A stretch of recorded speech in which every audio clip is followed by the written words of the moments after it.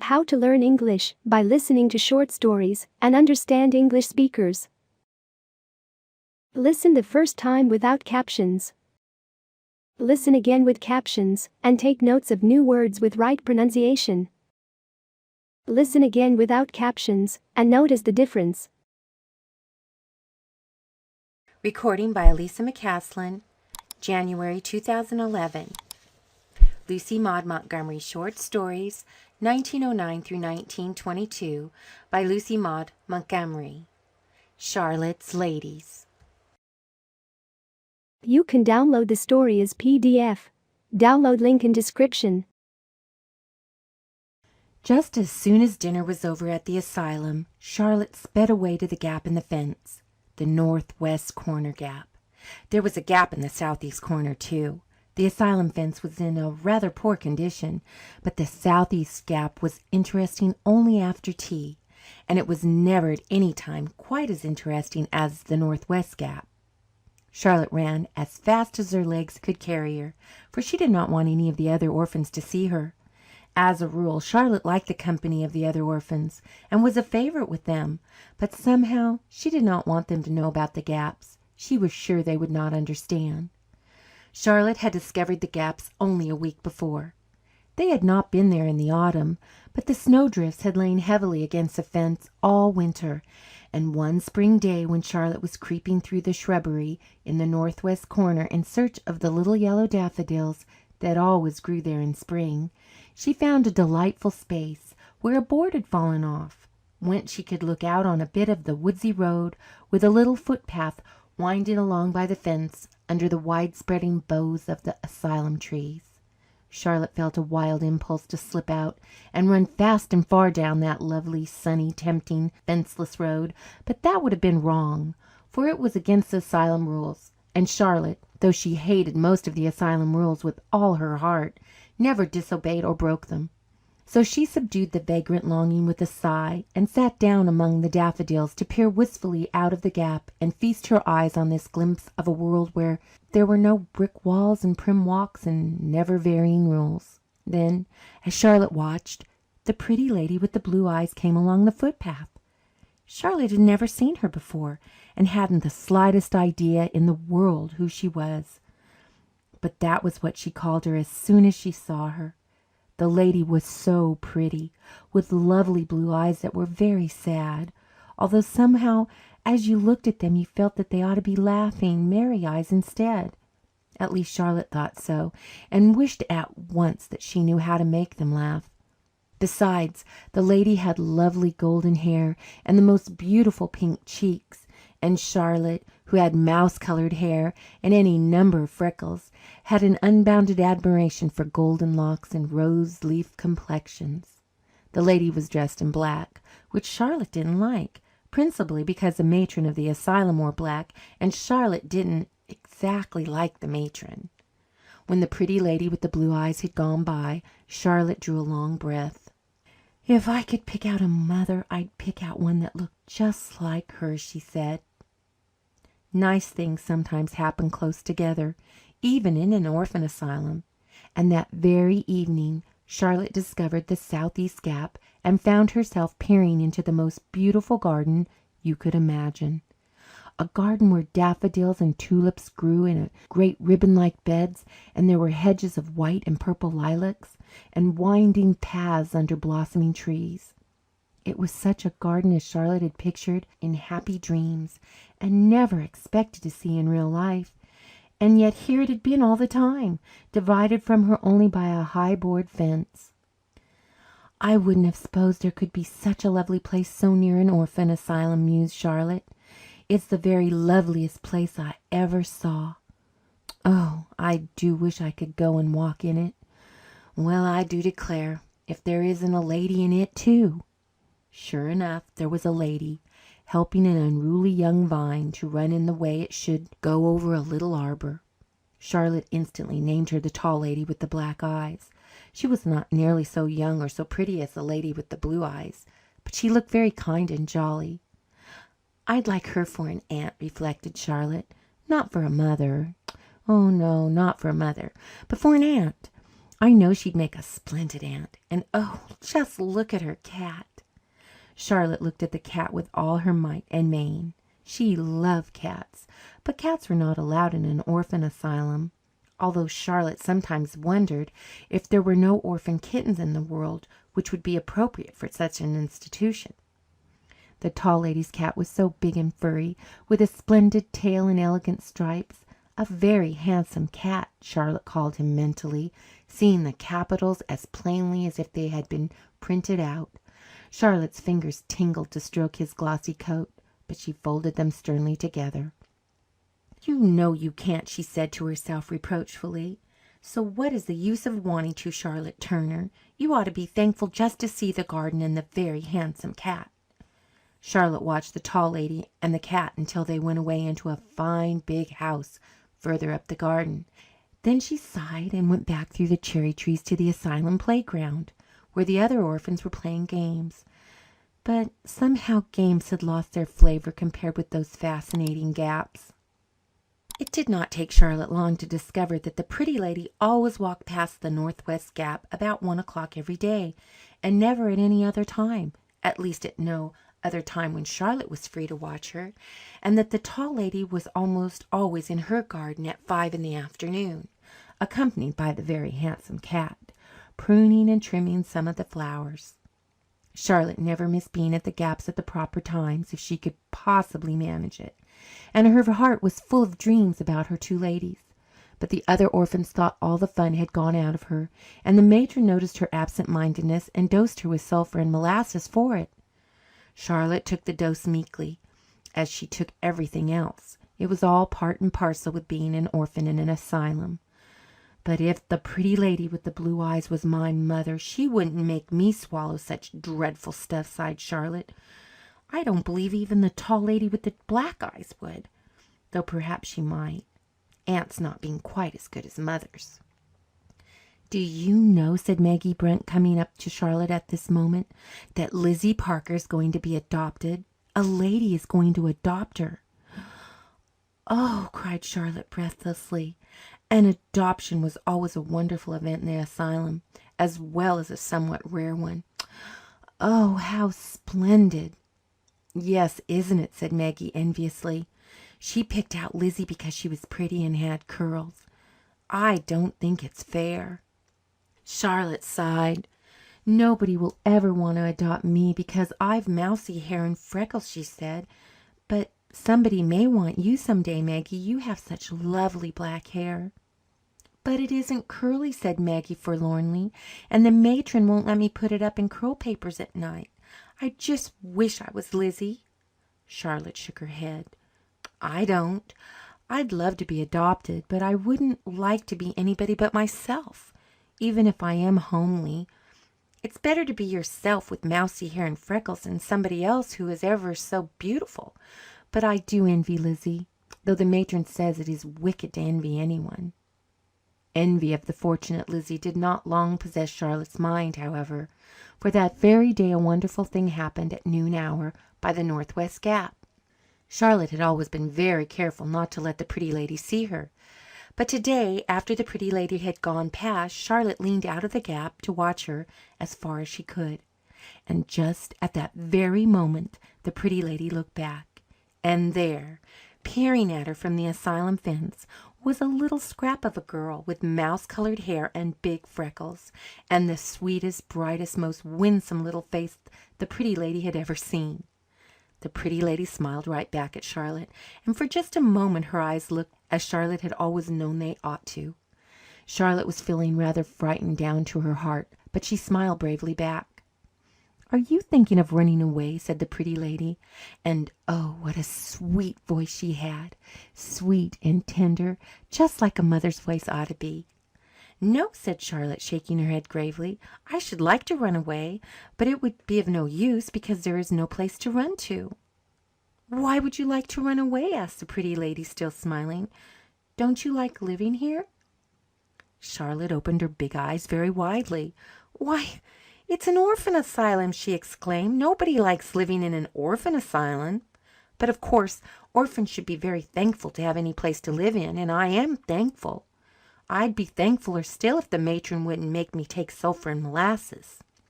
"If you had a little girl, would you make her take sulphur and molasses?" "I didn't when I had a little girl," said the Pretty Lady wistfully, and her eyes were sad again. "Oh, did you really have a little girl once?" asked Charlotte softly. "Yes, and she died," said the Pretty Lady in a trembling voice. "Oh, I am sorry," said Charlotte, more softly still. Did she have lovely golden hair and pink cheeks like yours?" "No," the Pretty Lady smiled again, though it was a very sad smile. "No, she had mouse-colored hair and freckles." "Oh, and weren't you sorry?" "No, I was glad of it, because it made her look like her father. I've always loved little girls with mouse-colored hair and freckles ever since. Well, I must hurry along. I'm late now, and schools have a dreadful habit of going in sharp on time. If you should happen to be here tomorrow, I'm going to stop and ask your name." Of course, Charlotte was at the Gap the next day, and they had a lovely talk. In a week they were the best of friends. Charlotte soon found out that she could make the Pretty Lady's eyes look as they ought to, for a little while at least, and she spent all her spare time and lay awake at nights devising speeches to make the Pretty Lady laugh. Then another wonderful thing happened. One evening when Charlotte went to the Southeast Gap, the Tall Lady with the black eyes was not in the garden. At least Charlotte thought she wasn't, but the Very Handsome Cat was, sitting gravely under a syringa bush and looking quite proud of himself for being a cat. "You Very Handsome Cat," said Charlotte, "won't you come here and let me stroke you?" The Very Handsome Cat did come, just as if he understood English, and he purred with delight when Charlotte took him in her arms and buried her face in his fur. Then Charlotte thought she would really sink into the ground, for the Tall Lady herself came round a lilac bush and stood before the Gap. "Please, ma'am," stammered Charlotte in an agony of embarrassment, "I wasn't meaning to do any harm to your Very Handsome Cat. I just wanted to pat him. I'm very fond of cats, and they're not allowed in orphan asylums." "I've always thought asylums weren't run on proper principles," said the Tall Lady briskly. "Bless your heart, child, don't look so scared. You're welcome to pat the cat all you like. Come in and I'll give you some flowers." "Thank you, but I'm not allowed to go off the grounds," said Charlotte firmly, "and I think I'd rather not have any flowers, because the matron might want to know where I got them, and then she would have this Gap closed up. I live in mortal dread for fear it will be closed anyhow. It's very uncomfortable living in mortal dread." The Tall Lady laughed a very jolly laugh. "Yes, I should think it would be," she agreed. "I haven't had that experience." Then they had a jolly talk, and every evening after that Charlotte went to the Gap and stroked the Very Handsome Cat and chatted to the Tall Lady. "Do you live all alone in that big house?" she asked wonderingly one day. "All alone," said the Tall Lady. "Did you always live alone?" "No, I had a sister living with me once, but I don't want to talk about her. You'll oblige me, Charlotte, by not talking about her?" "I won't then," agreed Charlotte. "I can understand why people don't like to have their sisters talked about sometimes. Lily Mitchell has a big sister who was sent to jail for stealing. Of course Lily doesn't like to talk about her." The Tall Lady laughed a little bitterly. "My sister didn't steal. She married a man I detested, that's all." "Did he drink?" asked Charlotte gravely. "The matron's husband drank, and that was why she left him and took to running an orphan asylum. I think I'd rather put up with a drunken husband than live in an orphan asylum." "My sister's husband didn't drink," said the Tall Lady grimly. "He was beneath her, that was all. I told her I'd never forgive her, and I never shall. He's dead now. He died a year after she married him, and she's working for her living. I dare say she doesn't find it very pleasant. She wasn't brought up to that. Here, Charlotte, is a turnover for you. I made it on purpose for you. Eat it and tell me if you don't think I'm a good cook. I'm dying for a compliment. I never get any now that I've got old. It's a dismal thing to get old and have nobody to love you except a cat, Charlotte." I think it is just as bad to be young and have nobody to love you, not even a cat, sighed Charlotte, enjoying the turn over nevertheless. I dare say it is, agreed the tall lady, looking as if she had been struck by a new and rather startling idea. I like the tall lady with the black eyes ever so much, thought Charlotte that night as she lay in bed. But I love the pretty lady. I have more fun with the tall lady and the very handsome cat, but I always feel nicer with the pretty lady. Oh, I'm so glad her little girl had mouse-colored hair. Then the most wonderful thing of all happened. One day, a week later, the pretty lady said, "Would you like to come and live with me, Charlotte?" Charlotte looked at her. "Are you in earnest?" she asked in a whisper. "Indeed I am. I want you for my little girl, and if you'd like to come, you shall. I'm poor, Charlotte. Really, I'm dreadfully poor. But I can make my salary stretch far enough for two, and we'll love each other enough to cover the thin spots. Will you come?" "Well, I should just think I will," said Charlotte emphatically. "Oh, I wish I was sure I'm not dreaming. I do love you so much, and it will be so delightful to be your little girl." "Very well, sweetheart. I'll come tomorrow afternoon. It is Saturday, so I'll have the whole blessed day off, and see the matron about it. Oh, we'll have lovely times together, dearest.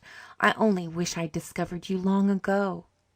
Charlotte may have eaten and studied and played and kept rules the rest of that day and part of the next, but if so, she had no recollection of it.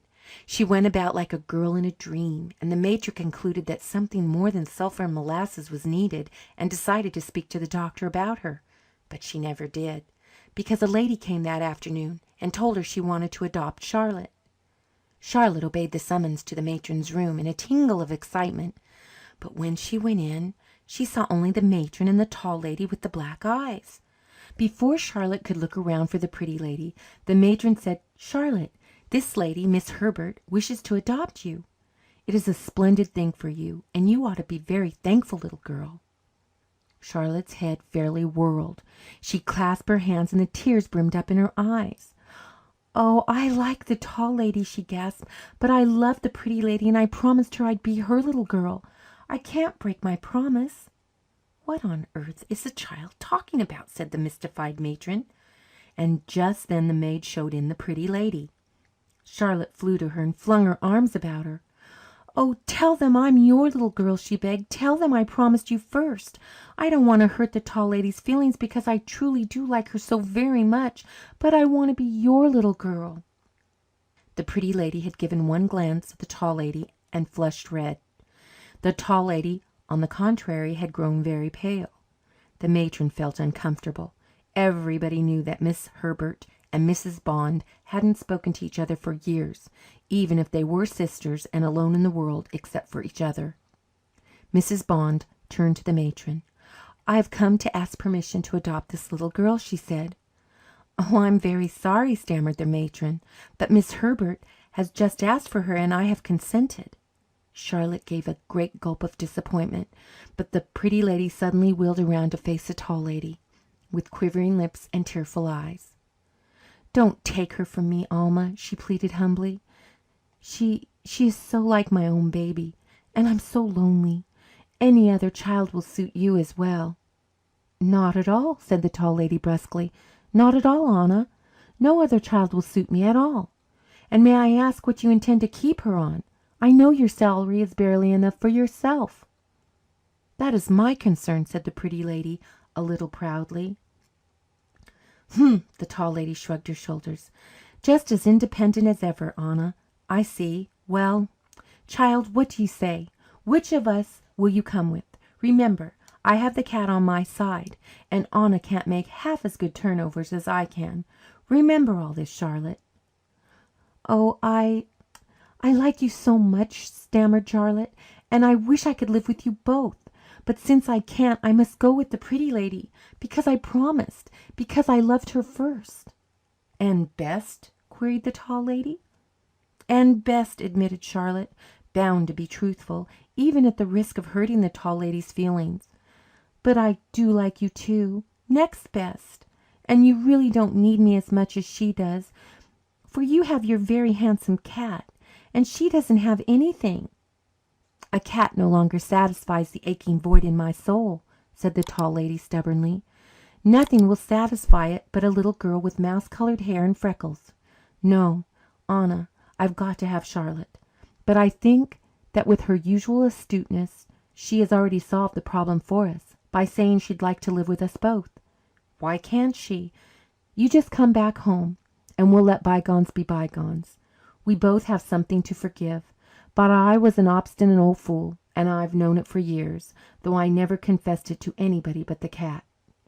The Pretty Lady softened, trembled, smiled. She went right up to the Tall Lady, put her arms about her neck. "Oh, I've wanted so much to be friends with you again," she sobbed. "But I thought you would never relent. And I've been so lonely." "There, there," whispered the Tall Lady. "Don't cry under the matron's eye. Wait till we get home. I may have some crying to do myself then. Charlotte, go get your hat and come right over with us. We can sign the necessary papers later on, but we must have you right off. The cat is waiting for you on the back porch, and there's a turnover cooling on the pantry window that is just your size." "I'm so happy," remarked Charlotte, "that I feel like crying myself." End of Charlotte's Ladies.